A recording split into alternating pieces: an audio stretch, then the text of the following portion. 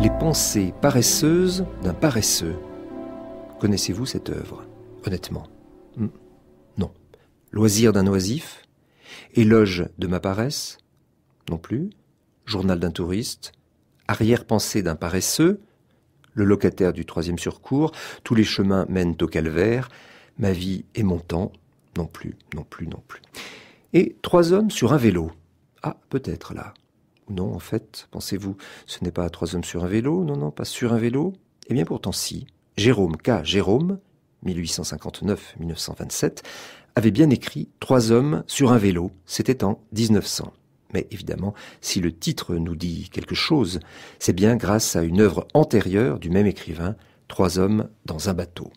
Titre intégral, 3 hommes dans un bateau, sans parler du chien. Le chien en question, c'est Montmorency. Et le bateau descend, ou remonte, on ne sait plus trop la Tamise.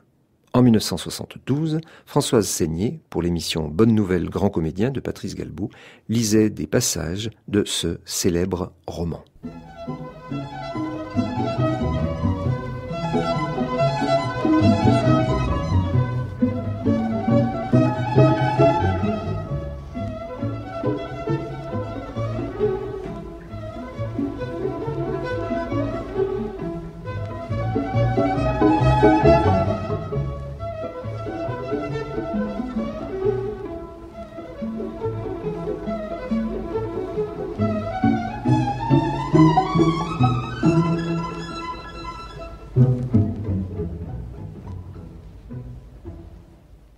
J'ai choisi ces extraits de Jérôme K. Jérôme, 3 hommes dans un bateau, parce que depuis l'âge de 11 ans, ça me fait rire, ça me fait toujours rire.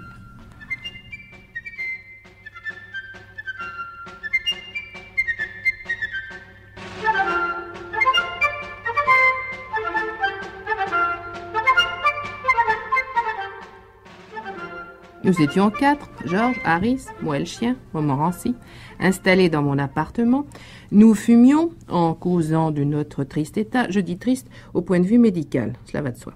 Nous avions à notre inquiétude croissante la sensation d'être usés. Harris nous raconta qu'il était sujet par moments à de singuliers vertiges qui lui faisaient perdre toute conscience de ses actes. Puis Georges dit que lui aussi avait des accès de vertige et ne savait plus ce qu'il faisait. Quant à moi, c'était mon foie qui n'allait pas. Je savais que c'était mon foie qui n'allait pas. Venant de lire à propos de pilules brevetées pour le foie, une réclame où se trouvaient énumérés les divers symptômes permettant de reconnaître que l'on a le foie détraqué. Je les avais tous. C'est un fait des plus bizarres, mais je ne puis lire une réclame de médicaments sans être amené à la conclusion que je souffre précisément du mal en question sous sa forme la plus grave. Je me rappelle être allé une fois au British Museum pour me documenter sur le traitement d'une légère indisposition que j'éprouvais, la fièvre des foins, je pense. On m'apportait un bouquin et je lus tout ce qui concernait le sujet. Puis je tournais machinalement les pages et me mis, sans m'en apercevoir, à étudier toutes les maladies l'une après l'autre. Je ne sais plus dans laquelle je me plongeais en premier lieu, quelques terribles fléaux dévastateurs en tout cas, mais avant même d'être arrivé à moitié de l'énumération des symptômes préliminaires, j'étais persuadé mordicus que j'en étais bel et bien atteint. J'arrivais au typhus. Lus les symptômes, découvris que j'avais le typhus, que je devais l'avoir depuis des mois sans m'en douter. Me demandais ce que j'avais bien encore, et de plus en plus intéressé par mon cas, résolu d'en avoir le cœur net et repris dès le début en suivant l'ordre alphabétique. Lus la fièvre et appris que je l'avais déjà contractée et que la période aiguë commencerait dans une quinzaine environ.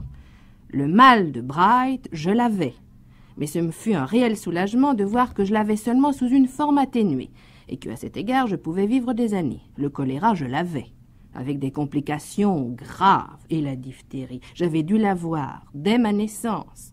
Je piochais consciencieusement les 26 lettres d'un bout à l'autre, et la seule maladie que je n'avais pas en définitive, c'était l'épanchement de synovie. Je restais perdue dans mes réflexions. Quel sujet intéressant je devais faire au point de vue médical. Quelle acquisition je serais pour une faculté.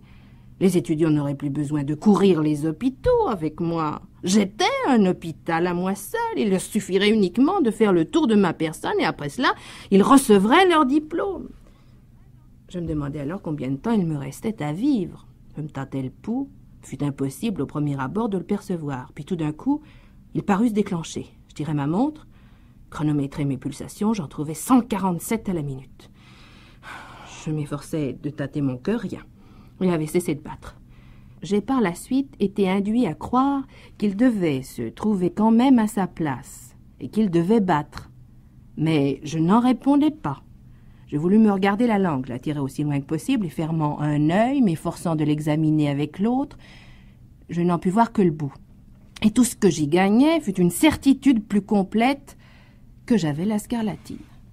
J'étais entré dans cette salle de lecture heureux, bien portant. Ce fut à l'état de misérable loque humaine que j'en sortis.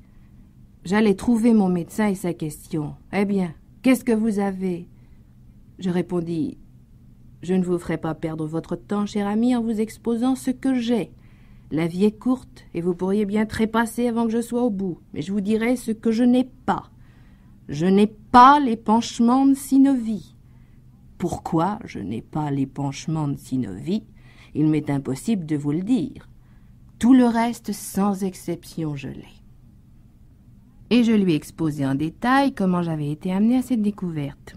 Il me fit déshabiller, m'ausculta du haut en bas, me donna un coup sec sur la poitrine, alors que je ne m'y attendais pas, un vrai coup de traître, pour tout dire. Et aussitôt, après, m'y appliqua son oreille, puis s'assit, rédigea une ordonnance qu'il plia avant de me la donner. Je la mis dans ma poche, sortis. Je ne l'ouvris pas, je la portai au pharmacien. L'homme la lut, me la restitua. « Il ne tenait pas cela, dit-il. » Je répliquai « Vous êtes pharmacien ?»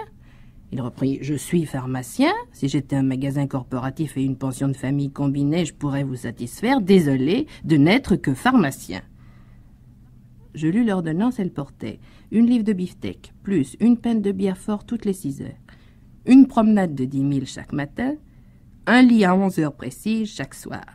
Et ne vous bourrez pas la cervelle de choses que vous ne comprenez pas. Je suivis la prescription avec ce résultat heureux, pour moi s'entend, de me conserver la vie, qui dure encore.